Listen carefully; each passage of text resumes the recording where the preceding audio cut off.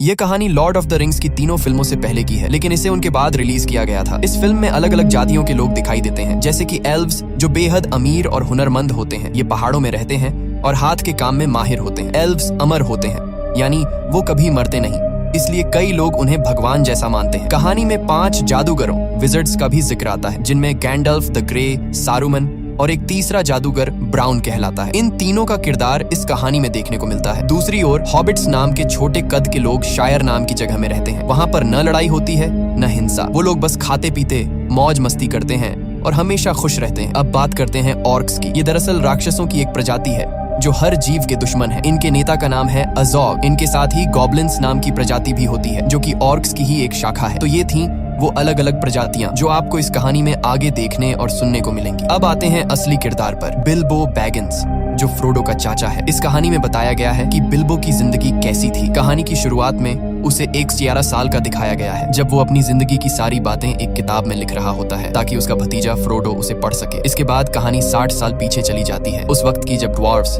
यानी बौने लोग पहाड़ों के अंदर अपने खूबसूरत शहरों में रहा करते थे। उनकी दुनिया इतनी शानदार थी कि देखने वालों को स्वर्ग जैसी लगती थी। और उन बौनों के राजा का नाम था थॉरिन ओकेनशील्ड। थोरिन का राजवंश पूरी तरह सुरक्षित था, क्योंकि उसके बेटे और पोते दोनों जीवित थे। उस समय बौने लोग ड्वार्फ्स दुनिया के सबसे अमीर प्रजाति माने जाते थे, क्योंकि उनके पहाड़ों के अंदर सोने की नदियां बहती थीं। उन्हें वहां हीरे, जवाहरात और कीमती पत्थर मिलते थे और वे इन्हें तराशने में बेहद कुशल कारीगर थे। एक दिन एक बौने को पहाड़ की गहराइयों में एक विशाल हीरा मिला। इस हीरे को हार्ट ऑफ द माउंटेन कहा गया। राजा थ्रोर ने इसे अपनी शाही ताकत और हक का प्रतीक बना दिया और इसका नाम रखा द किंग्स जूल। कई सालों तक इस राज्य में सब कुछ शांति और समृद्धि से चलता रहा, लेकिन एक दिन उत्तर दिशा से एक भयानक ड्रैगन आ पहुंचा, जिसका नाम था स्माउग। यह ड्रैगन अपने मुंह से आग उगलता था और बेहद क्रूर व लालची था। उसने अपने रास्ते में आने वाले सभी शहरों को जला डाला और फिर उस पहाड़ में घुस गया जहाँ बौने रहते थे। उसने सारा सोना और खजाना अपने कब्जे में ले लिया, अपनी लालच और शक्ति दिखाने के लिए। इस हमले में वह कीमती हीरा हार्ट ऑफ द माउंटेन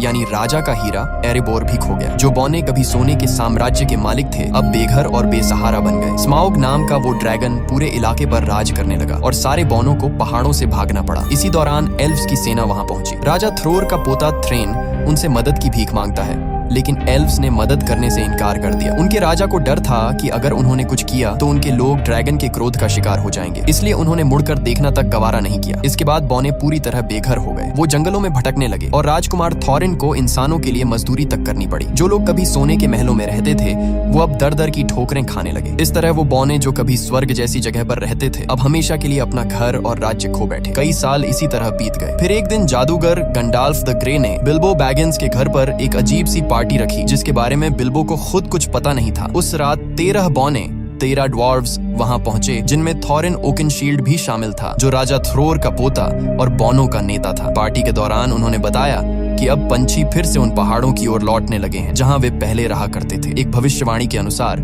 जब पंछी वापस एरेबोर की ओर लौटने लगे तो इसका मतलब होता है कि स्मॉग नाम का ड्रैगन अपनी तबाही के अंत के करीब है। थॉरिन कहता है, अगर यह संकेत हमने देखा है तो दूसरों ने भी देखा होगा और अब वे सब भी हमारे एरेबोर पर कब्जा करना चाहेंगे, जहां अनगिनत खजाने और सोना अब भी छिपा है। लेकिन हम ऐसा नहीं होने देंगे। हम स्मॉग को मार गिराएंगे, उसे भगा देंगे और अपना घर, अपनी जमीन और अपना गर्व वापस हासिल करेंगे। तभी एक बौना कहता है, लेकिन तुम भूल रहे हो, पहाड़ का मुख्य दरवाजा तो बंद है, अंदर जाने का कोई रास्ता नहीं। तभी गैंडल्फ मुस्कुराता है और अपनी जेब से एक चाबी निकालकर कहता है, यह चाबी तुम्हारे पिता ने मुझे दी थी ताकि मैं इसे सुरक्षित रख सकूं। ये देखकर एक और बौना कहता है, अगर चाबी है तो जरूर कोई गुप्त दरवाजा भी होगा जिससे हम अंदर जा सकते हैं। गैंडल्फ द ग्रे कहता है, हाँ, पहाड़ की दीवारों के पास कुछ पुराने खंडहर हैं जहां से एक गुप्त रास्ता नीचे के कमरों तक जाता है, लेकिन उस दरवाजे को ढूंढना आसान नहीं होगा, क्योंकि एरेबोर के दरवाजे हमेशा अदृश्य रहते हैं। इसके बाद गंडाल्फ एक नक्शा मैप निकालता है और कहता है, इस नक्शे में इसका जवाब छिपा है। शायद ये हमें बताए कि वह दरवाजा कहाँ है, लेकिन मुझे इसे पढ़ना नहीं आता। हालांकि मिडिल अर्थ में कुछ लोग हैं जो ऐसे नक्शे को पढ़ सकते हैं और इसके गुप्त संकेतों को समझ सकते हैं। हमें उनकी मदद लेनी होगी। गैंडल्फ आगे कहता है, इस सफर में बिल्बो बैगिंस भी हमारे साथ जाएगा, क्योंकि ड्रैगन स्मॉग बौनों की गंध को पहचानता है, लेकिन हॉबिट्स की नहीं। इसलिए जब हमें पहाड़ के अंदर घुसना होगा तो बिल्बो हमारी सबसे बड़ी मदद करेगा। लेकिन बिल्बो डर जाता है। वो कहता है, नहीं, मैं नहीं जाऊंगा, वहां मेरी जान जा सकती है। अगर उस ड्रैगन ने मुंह से आग फेंकी तो मेरी हड्डियां तक पिघल जाएंगी। इसलिए वो साफ साफ मना कर देता है।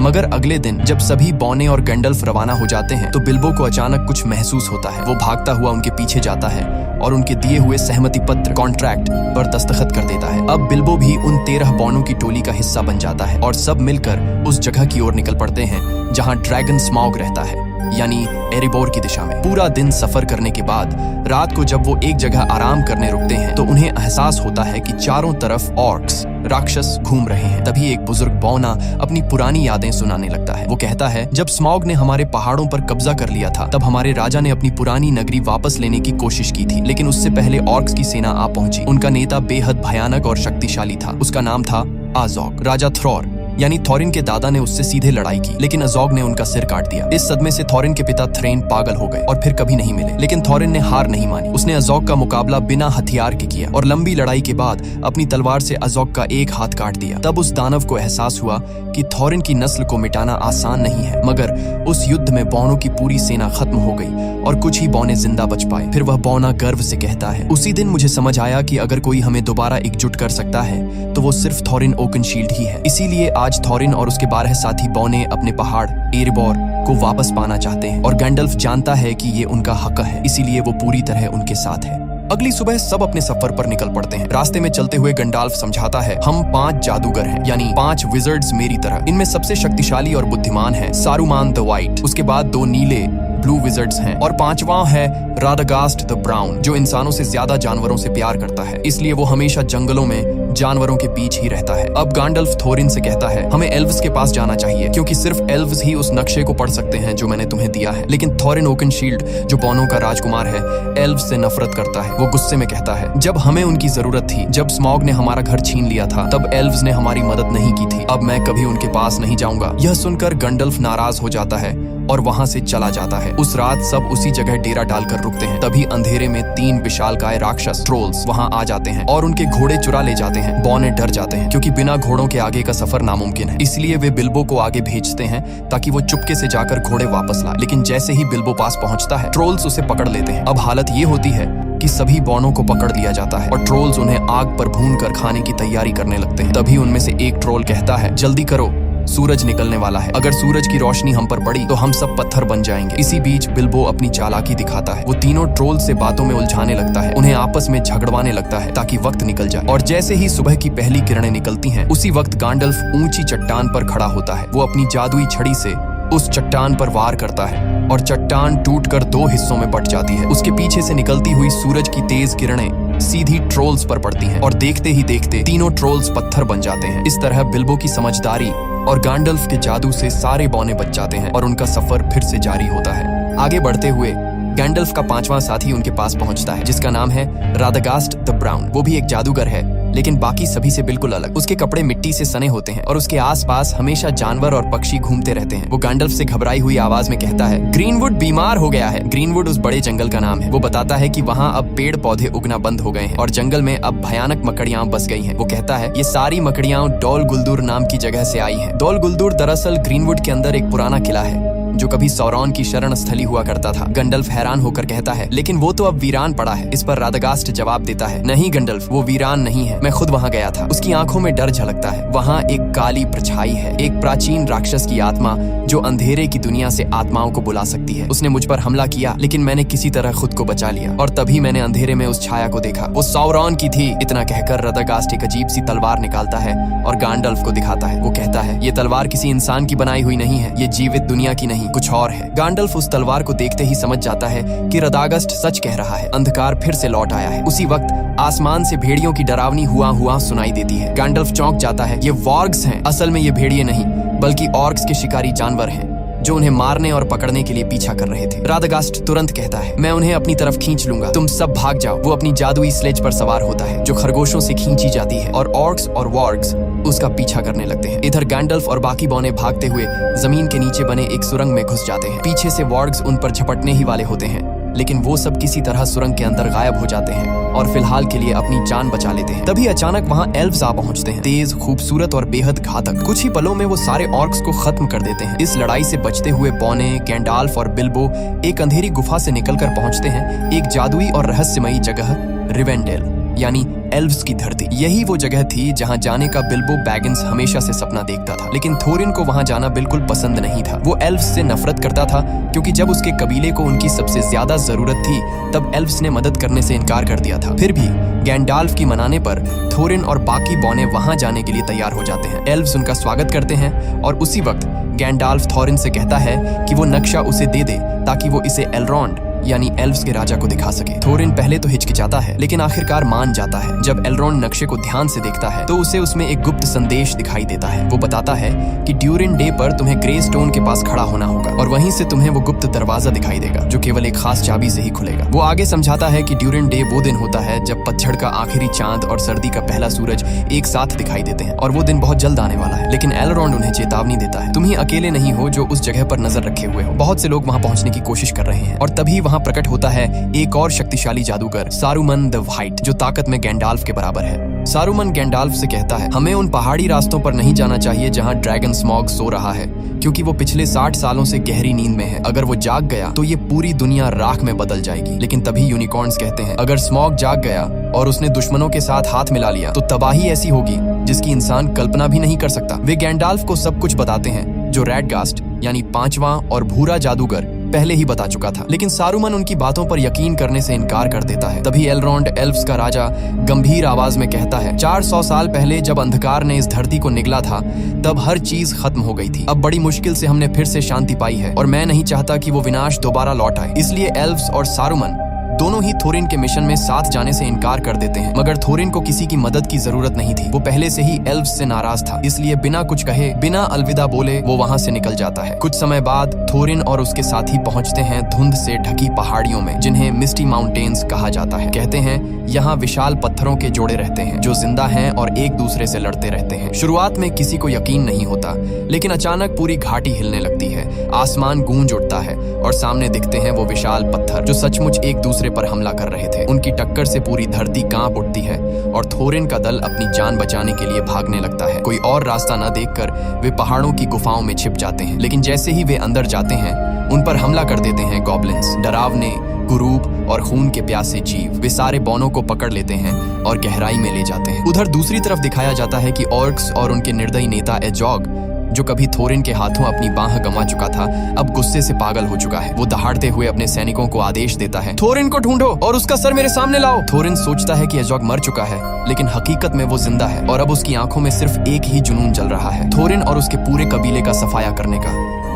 थोरिन और बाकी सारे बौने अब ऑर्क्स के हाथों में कैद थे। तभी गॉब्लिन्स का राजा हंसते हुए कहता है कोई है जो तुम्हें ढूंढ रहा है, कोई जो तुम्हें मारना चाहता है, उसका नाम है एजॉग। वो अपने एक आदमी को भेजता है ताकि एजॉग से सौदा किया जा सके थोरिन और उसके साथियों की मौत के बदले इनाम के लिए। अब ये 13 बौने पूरी तरह गॉब्लिन्स की कैद में थे, लेकिन उनके साथ बिल्बो बैगिंस नहीं था। दरअसल जब गॉब्लिन्स ने उन सब पर हमला किया था उसी अफरा तफरी में बिल्बो नीचे अंधेरी खाई में गिर पड़ा। वो इतनी गहराई में जा गिरा जहाँ रोशनी का नामो निशान नहीं था, एक ऐसी जगह जिसे अंडरवर्ल्ड कहा जाता है। वहीं उसके साथ एक गॉब्लिन भी नीचे गिरता है। दोनों बेहोश पड़े होते हैं। तभी अंधेरे में एक डरावना, पतला, चमकती आंखों वाला जीव आता है, गोलम। गोलम यहाँ अंधेरे झीलों के बीच रहता है, मछलियां और गॉब्लिन्स खाकर जिंदा रहता है। उसके पास एक रहस्यमयी अंगूठी है, वो अंगूठी जिसमें अपार ताकत छिपी है। जब वो बेहोश गॉब्लिन को देखता है तो उसे घसीट कर ले जाने लगता है, लेकिन तभी गॉब्लिन होश में आ जाता है। गोलम गुस्से में एक पत्थर उठाता है और उस पर हमला कर देता है और उसी झगड़े के दौरान वो अंगूठी, उसकी सबसे कीमती चीज,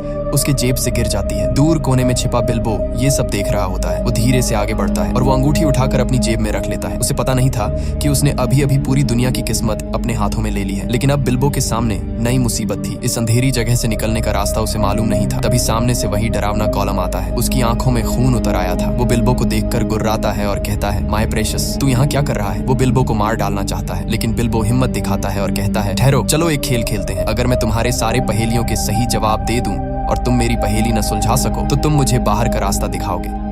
गोलम मुस्कुराता है और शुरू होता है पहेलियों का खेल। मौत और आजादी के बीच एक खतरनाक दांव। दोनों एक दूसरे से अजीब सवाल पूछते हैं। हवा, आग, पहाड़, वक्त और अंधकार पर पहेलियां। एक एक करके बिल्बो सबके जवाब दे देता है और आखिर में जब बिल्बो की बारी आती है वो धीमे से कहता है बताओ मेरी जेब में क्या है? गोलम हैरान रह जाता है। वो 3 बार कोशिश करता है लेकिन हर बार नाकाम होता है और अब शर्त के मुताबिक उसे बिल्बो को बाहर का रास्ता दिखाना था। पर तभी उसे एहसास होता है कि उसकी प्रेशस यानी वो अंगूठी गायब है। उसकी आंखों में पागलपन उतर आता है। वो गुर्राते हुए चिल्लाता है, वो इसे ले गया, वो चोर इसे ले गया। बिल्बो समझ जाता है कि मामला बहुत खतरनाक हो गया है। वो अंधेरे में भागता है, पत्थरों पर फिसलता हुआ और अचानक गिर पड़ता है। उसी पल उसकी जेब से अंगूठी निकलकर हवा में उछल जाती है। बिल्बो उसे पकड़ने की कोशिश करता है और वो सीधे उसके उंगली में जा फंसती है और अगले ही पल बिल्बो गायब हो जाता है। गोलम उसे नहीं देख पाता, बस उसकी आवाज सुनाई देती है। तभी बिल्बो समझता है ये कोई साधारण अंगूठी नहीं है, ये पहनने वाले को पूरी तरह अदृश्य बना देती है। उधर ऊपर दिखाया जाता है कि गैंडाल्फ ठीक उसी वक्त वहाँ पहुंच चुका होता है जहाँ सारे बौने गॉब्लिन्स के कैदी बने हुए थे। वो अपनी जादुई शक्ति से हमला करता है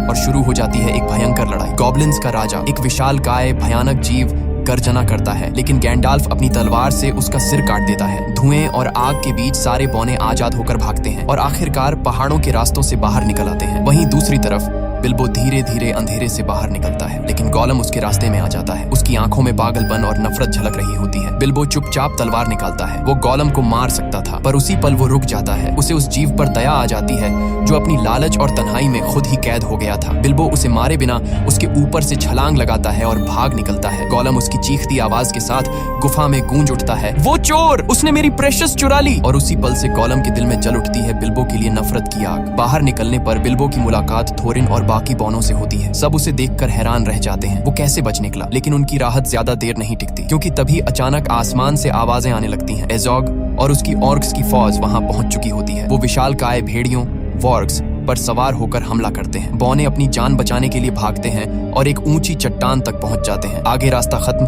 पीछे मौत। गैंडाल्फ तुरंत सबको आदेश देता है, पेड़ों पर चढ़ो। सब तेजी से ऊपर चढ़ते हैं, लेकिन वॉर्ग्स नीचे से छलांग लगाकर पेड़ों को हिलाने लगते हैं। हवा में डर और चीखें भर जाती हैं। गैंडाल्फ अपनी छड़ी उठाता है और एक शक्तिशाली मंत्र बोलता है, नार फायर। अचानक आग भड़क उठती है और वो जलते हुए पाइन कोन नीचे फेंकता है। आग की लपटें भेड़ियों को घेर लेती हैं। कई ऑर्क्स झलकर गिर पड़ते हैं। आसमान में धुआं उठ रहा था, नीचे मौत थी और ऊपर टहनियों पर लटके थे थोरिन, बिल्बो और बाकी सारे बौने। और तभी कुछ ऐसा होने वाला था जो उनके भाग्य की दिशा हमेशा के लिए बदल देता। थोरिन और अजोग का आमना सामना फिर से होता है। थोरिन जैसे ही अजोग को देखता है, उसके गुस्से की कोई हद नहीं रहती, क्योंकि अजोग ने ही उसके दादा का सिर कलम किया था। वो गुस्से में अपनी तलवार निकालकर उस पर टूट पड़ता है, लेकिन अजोग बहुत ताकतवर होता है। उसका भेड़िया थोरिन को मुंह में दबोचकर जोर से फेंक देता है। अजोग अपने सैनिकों से कहता है कि थोरिन का सिर काट दो। तभी जब उसका आदमी तलवार उठाता है, बिल्बो बैगिंस उस पर हमला कर देता है, लेकिन बिल्बो इतने बड़े राक्षसों से मुकाबला नहीं कर सकता। उसके सामने 4 ऑर्क्स अपने अपने विशाल भेड़ियों पर सवार होकर उसकी ओर बढ़ रहे होते हैं ताकि उसे मार सकें। तभी बाकी बौने पेड़ों से नीचे उतरते हैं और उन पर हमला कर देते हैं, लेकिन ये ऑर्क्स बहुत ताकतवर होते हैं और बौनों के लिए उनका सामना करना मुश्किल पड़ता है। तभी आसमान से विशाल ईगल्स, गरुड़ जैसे विशाल पक्षी उतरते हैं। ये ईगल्स ऑर्क्स पर टूट पड़ते हैं, उन्हें अपनी तेज पंजों में पकड़कर हवा में उठा ले जाते हैं और नीचे गिरा देते हैं। इस तरह बिल्बो बैगिंस, थोरिन और बाकी सभी की जान बच जाती है। इन ईगल्स को यहाँ भेजा था गैलाड्रियल ने, जो एक एल्फ होती है और गैंडाल्फ पर पूरी तरह भरोसा करती है। उसे पूरा यकीन होता है कि गैंडाल्फ जो कह रहा है वो सच है और बिल्कुल सही है, इसलिए उसने मदद भेजी थी। ईगल्स सबको उठाकर दूर सुरक्षित जगह ले जाते हैं, जबकि नीचे अजोग और उसके बाकी सैनिक गुस्से में उन्हें जाता हुआ देखते रह जाते हैं। ईगल्स सबको एक सुरक्षित जगह पर उतार देते हैं। वहाँ थोरिन बिल्बो बैगिंस के पास आता है और कहता है, मैं हमेशा तुम्हारे खिलाफ था। मैं नहीं चाहता था कि तुम हमारे साथ आओ, क्योंकि मुझे तुम पर भरोसा नहीं था, लेकिन अपनी जिंदगी में मैं कभी इतना गलत नहीं हुआ। इतना कहकर थोरिन बिल्बो बैगिंस को गले लगा लेता है। हालांकि बिल्बो बैगिंस के पास अब वह जादुई अंगूठी होती है, लेकिन वो इसके बारे में किसी को कुछ नहीं बताता। अब सबकी नजरें उस पहाड़ पर होती हैं, वही पहाड़ जो कभी बौनों का घर था, जहाँ वे शांति से रहते थे। लेकिन अब उसी पहाड़ के भीतर सो रहा है भयानक ड्रैगन स्मॉग, जिसने कभी इनसे उनका घर छीन लिया था। फिर कैमरा उस पहाड़ के अंदर दिखाता है, जहां स्मॉग, जो पिछले 60 सालों से गहरी नींद में था, अब अपनी आंखें खोल देता है और यहीं पर कहानी खत्म होती है। ये फिल्म 2012 में रिलीज हुई थी, जिसे IMDb पर 7.8/10 की रेटिंग मिली है।